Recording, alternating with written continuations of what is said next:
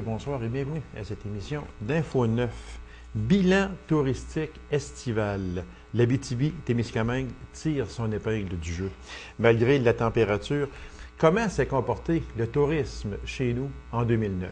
Alors, pour nous en parler, qui de mieux placé que le président de Tourisme Abitibi-Témiscamingue, M. Jocelyn Carrier. M. Carrier, bonsoir. Bonsoir, M. Lacasse. Merci d'avoir accepté cette invitation, M. Plaisir, c'est toujours un plaisir. On sait que le tourisme, c'est excessivement important chez nous. D'ailleurs, ça l'est à la grandeur du Québec, mais vu que on est chez nous, là, Abitibi-Témiscamingue, c'est un facteur excessivement important. Le tourisme doit pas seulement survivre, mais doit vivre chez nous. Comment a été le tourisme? Parce qu'on ne peut pas parler là, de toute la saison, ou presque toute la saison, parce que les derniers chiffres sont sortis jusqu'à la fin août, je crois. C'est ça. Alors, comment, en général, M. Carrier, comment ça a été le tourisme chez nous en 2009? Avant de parler de la saison 2009, si tu me permets, je vais reculer un peu au printemps, où on lançait les campagnes, les campagnes promotionnelles, où on travaillait notre site web à Tourisme Abitibi-Témiscamingue. Sur un fond de crise économique, de crise financière. Évidemment. On est une région, et l'analyse qu'on faisait à l'interne, qui est exacte également, on est une région de destination, c'est-à-dire qu'on ne passe pas chez nous pour aller à quelque part. On a décidé de venir vivre l'expérience de l'Abitibi-Témiscamingue. On vient chez nous pour. Voilà. C'est ça. Alors, on était un peu inquiet. On s'est dit, avec tous ces facteurs négatifs qu'on connaît, qu'on a, ça va être quoi la réaction des touristes qui viennent habituellement, mais qui, pour cet été, doivent faire un choix qui est peut-être plus difficile, prendre plus de périodes de vacances moins longues à chaque fois. Est-ce que le fait de traverser le parc La Vérandrie est un handicap pour nous? Je dois dire qu'on était inquiets. On était inquiets parce que... Et avec raison aussi. Et avec raison. Oui. Alors, ça nous a permis de multiplier les efforts. Ça nous a permis aussi de contacter nos intervenants sur le terrain puis de leur dire, bien écoutez, peut-être que ça va être difficile cette année, mais il faut se relever les manches, il faut travailler ensemble et je pense que les résultats qu'on a, oui, on a tiré notre épingle du jeu, oui, on est satisfait. Ça a été une très belle saison touristique estivale. Les résultats sont là, des hausses ou une stabilité dans les différents attraits et événements. Alors, oui, je pense qu'il faut être content, même si on est parti sur une note inquiète. Oui. Je pense que rendu septembre, on s'aperçoit qu'on a été performant. Mais vous me direz si je suis dans l'erreur, M. Carrier, mais on avait visé, et quand je dis visé, je parle de vous autres, associations touristiques et puis les commerces touristiques également, on avait un peu visé dans le sens que on était dans une crise économique et on l'est encore aujourd'hui. Oui. On n'en est pas sorti, même si on prend au bulletin de nouvelles. La crise économique est presque finie. Moi, je ne crois pas ça du tout. Est-ce que vous vous êtes aperçu qu'il y a eu moins de tourisme venant de l'extérieur et plus d'attraits et plus de personnes qui ont visité nos attraits touristiques? Je parle de nos attraits en Abitibi-Témiscamingue versus les gens de l'Abitibi-Témiscamingue. Est-ce que les gens sont restés plus chez nous? Les gens de chez nous sont restés plus chez nous? C'est-à-dire que la définition même d'un touriste suppose que c'est des gens de l'extérieur de notre coin qui viennent nous visiter. On a lancé un appel au printemps. D'abord, quand j'étais au Témiscamingue, je disais aux gens du Témiscamingue, profitez-en pour visiter le secteur Abitibi, participez. Oui. Vous savez, on est comme séparés à un moment donné, ces deux grands secteurs-là de notre région. Et je disais aux gens du Témiscamingue, profitez donc de cet été. Profitez donc du fait que le contexte économique est peut-être moins favorable à des gens de l'extérieur pour visiter le secteur Abitibi. On a tenu le même langage aux gens de l'Abitibi. Profitez-en pour aller au Témiscamingue. Il y a d'excellents événements, il y a des attraits touristiques. Je pense que ça a été un facteur déterminant pour stabiliser et augmenter, dans certains cas, le flux touristique. Par contre, je me recule et force est de constater, par exemple, le plus bel exemple, c'est le Paradis du Nord dans lequel on a des chiffres. Le Paradis du Nord, augmentation de 10 % de gens de l'extérieur de la région. Donc, ça vient peut-être faire mentir un peu ce que j'avais ce que je viens d'énoncer, mais le Paradis du Nord a été d'une façon très agressive, pas agressante, mais très agressive sur les marchés nationaux. Dans leur promotion, dans leur publicité, ils ont été actifs, ils ont un excellent produit, ils l'ont fait connaître. Donc, les résultats sont là. Et pour nous, ben, je pense que oui, il y a eu ce phénomène. Les gens de l'Abitibi-Témiscamingue se sont déplacés sur le territoire, mais aussi on a eu des gens de l'extérieur qui sont venus nous voir. Parc des Guebels, par exemple, le nouveau produit qu'on a, les tentes Utopia. Là. Oui, exactement. Bon, l'augmentation, ça a été un taux d'occupation de 91 Je pense qu'on ne peut pas dénier que c'est peut-être pas des gens de Rouyn-Noranda qui en ont profité, c'était des gens d'extérieur. Vous dites, M. Carrier, que le dynamisme de l'industrie touristique de l'Abitibi-Témiscamingue, lui, ne se dément pas.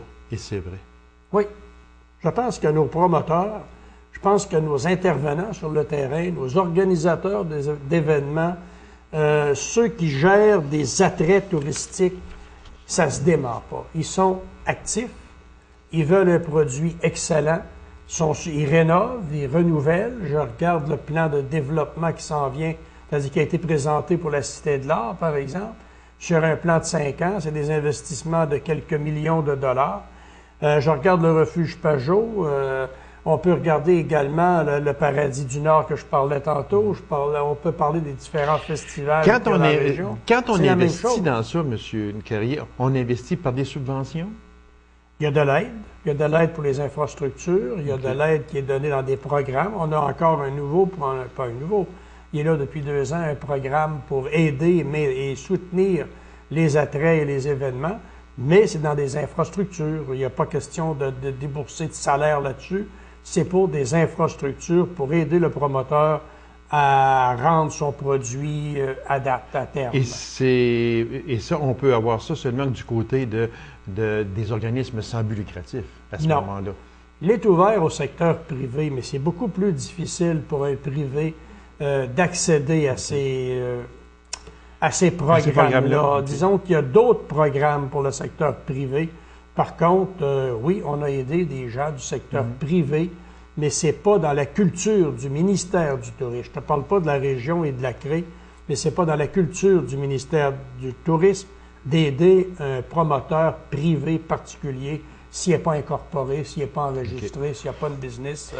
Moi, j'aimerais que l'on prenne juste, parce que il y a 4 grands sites touristiques, 4 gros sites touristiques en Abitibi-Témiscamingue, puis que dans vos pubs, etc., ce sont toujours ceux-là qui reviennent, et avec raison, parce que c'est quand même de gros sites touristiques. On parle de Paradis du Nord, Refuge Pajot, Parc Aiguebelle, Fort Témiscamingue, ce sont même Cité de l'Art aussi que l'on peut incorporer à ça. Ce sont de gros sites touristiques qui attirent énormément de personnes chez nous, qui, espérons-le, permet, eux autres, de faire aussi, par ricochet, visiter les petits sites touristiques. Si on prend le Paradis du Nord, comme vous avez si bien dit tantôt, M. Carrier, il y a eu un 10 de plus de la clientèle hors région, ce qui est extraordinaire parce qu'on en a parlé, crise économique et tout, on en a parlé. Il faut dire aussi qu'il y a eu quand même une baisse de 1500 spectateurs au Paradis du Nord. 56 de la région contre 66 de l'extérieur. On parle de 34 le fameux plus 10 de 34 à 44 Refuge Pajot, une hausse cette année. Parc Aiguebelle, on en a parlé un peu, une hausse également. Historique national du Canada, du Fort Témiscamingue et la Cité de l'Art, on est égal à 2008. Pour l'association touristique, M. Carrier, ces 4 ou 5 gros sites touristiques-là, c'est important. Je sais que dans vos pubs, vous les vantez beaucoup, et avec raison. Je n'ai rien contre ça du tout, parce que ce sont des sites qui vont permettre, j'espère, de venir faire visiter d'autres petits sites. Mais ce sont les gros sites qui sont les plus visés. C'est-à-dire que c'est une stratégie de marketing. Oui. Tu ne peux pas aller sur les réseaux nationaux, tu as 30 secondes pour vendre ta région. Ça coûte énormément cher. On a investi tout près d'1 demi-million cette année avec les intervenants dans une campagne nationale. Alors, on ne peut pas viser partout. Les spécialistes, je ne suis pas un spécialiste en promotion marketing, les spécialistes nous disent, vous ne pouvez pas partir avec les 27 festivals qu'il y a en Abitibi-Témiscamingue, les mettre tous sur le même pied et essayer de les vendre au national.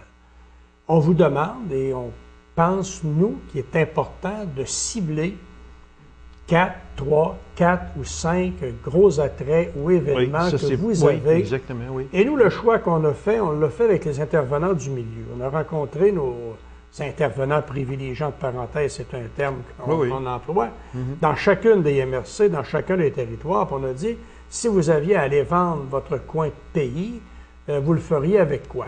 Amos, ils nous ont répondu, à Abitibi, c'est évident qu'avec le refuge Pajot... c'est évident, exactement. Et on arrive à l'Abitibi-Ouest. Ben, écoutez, ils nous ont parlé de l'incontournable Paradis du Nord.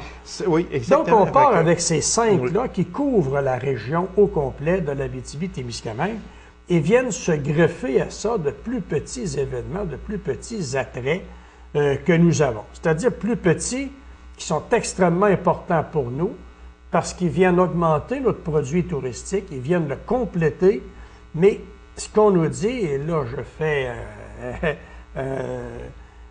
quelque chose que je ne devrais pas faire, mais on nous dit, c'est pas avec ces petits attraits-là, c'est pas avec des attraits ou des événements qui ne se sont pas déjà démarqués qu'on va aller vendre la région. Paradis du Nord, ça dit quelque chose à quelqu'un. Il y en a un dans chaque coin. Pajot, c'est pareil. Oui, on a fait. Oui, exactement. Et on va avec ça. Oui. Sauf que dans les bureaux d'information touristique, sur notre site Web, l'ensemble des attraits et des événements sont là et on invite, puis les gens sont formés pour ça dans les bureaux d'information touristique. Tout de même, il y a eu plus de 25 000 visiteurs dans les bureaux d'information touristique cette année. Ils sont formés pour dire, mais moi je suis venu pour le Paradis du Nord, ben, un instant, monsieur, madame, il y a d'autres choses ici dans la région que vous pouvez également visiter. Oui, le Paradis du Nord, oui, le festival de musique émergente à Rouen.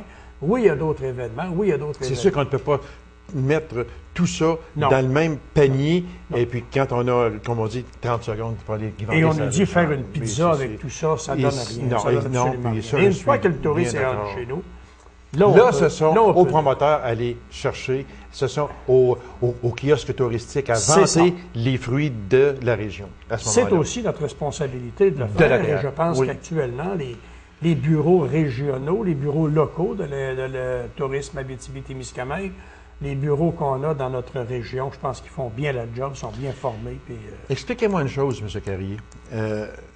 Les festivals sont en hausse constante. Oui. Avez-vous si on parle du festival Western de Saint-Bruno, qui a commencé tout petit, puis là, qui est rendu très gros, festival de musique émergente, qui est un festival extraordinaire. Ça augmente encore de 15%. Exactement. Foire du camionneur à Barraute, le festival des guitares du monde, qui attire énormément de personnes.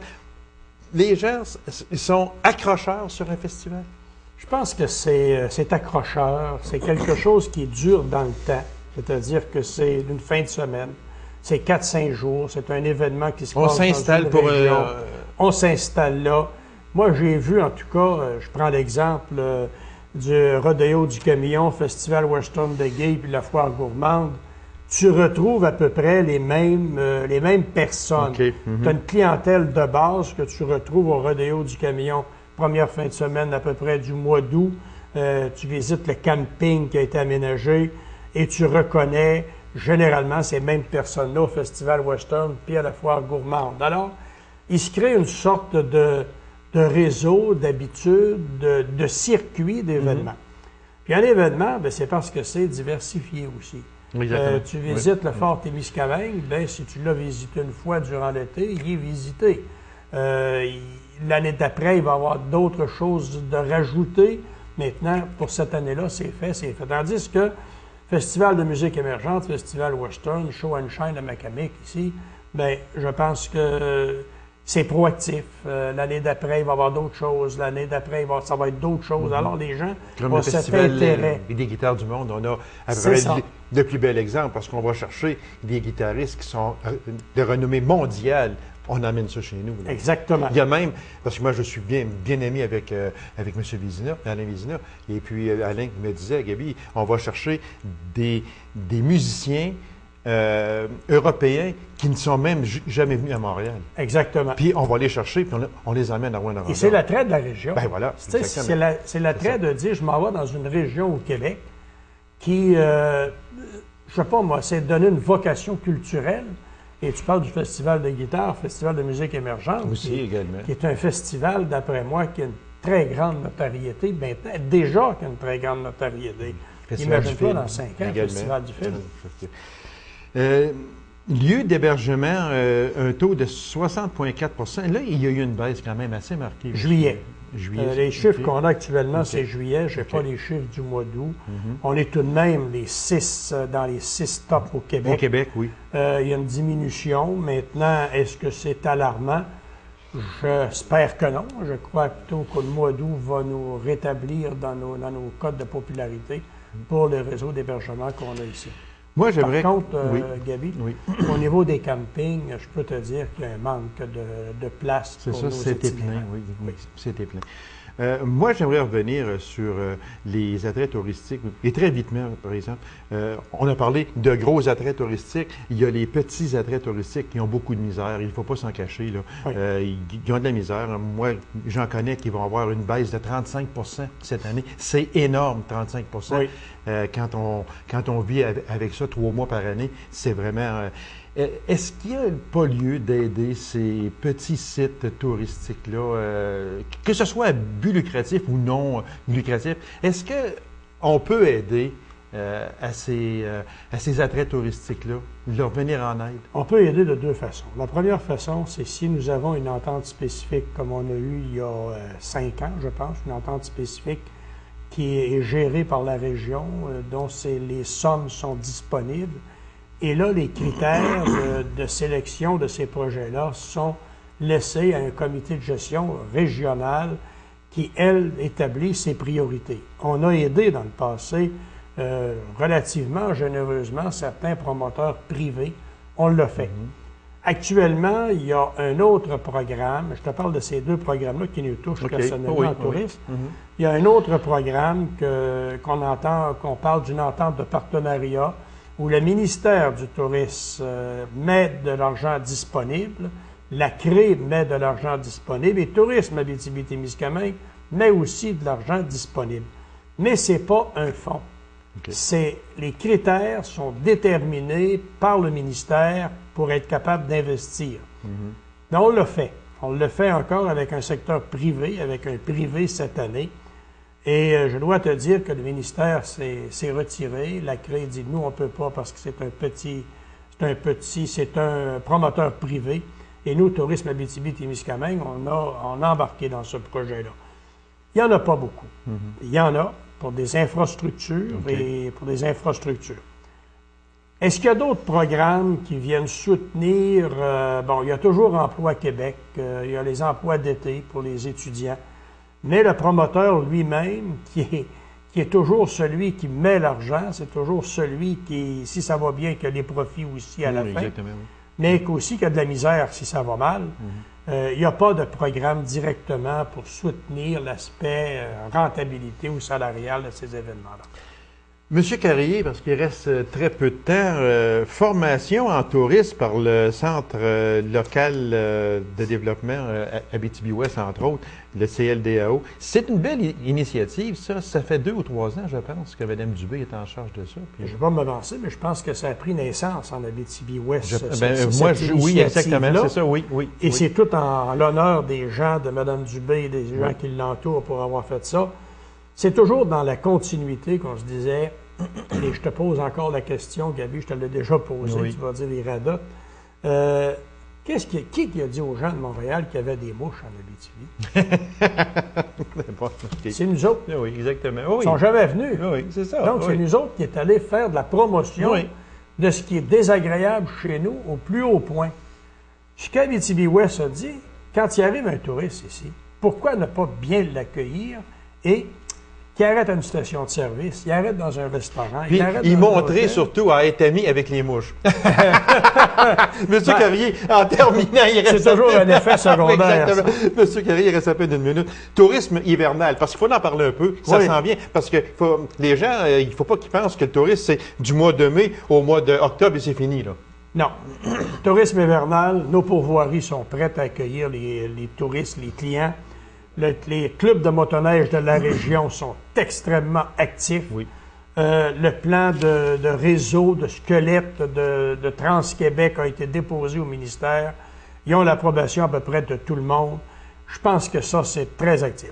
Les quads également, la Fédération des quads, qui sont très forts en Abitibi-Ouest, de la bête, exactement, parce que c'était en baisse à un certain moment donné, mais là, ça... Ben, il a connu des difficultés, un peu comme la motoneige. Donc, nos 3 produits, là, pourvoirie, séjour en pourvoirie, motoneige et quad, je pense qu'on va Monsieur Carrier, merci infiniment, puis on vous souhaite tout le succès possible avec le tourisme chez nous. Merci beaucoup. C'est moi qui vous remercie. Mesdames et messieurs, courte pause et on vous revient immédiatement. Restez avec nous.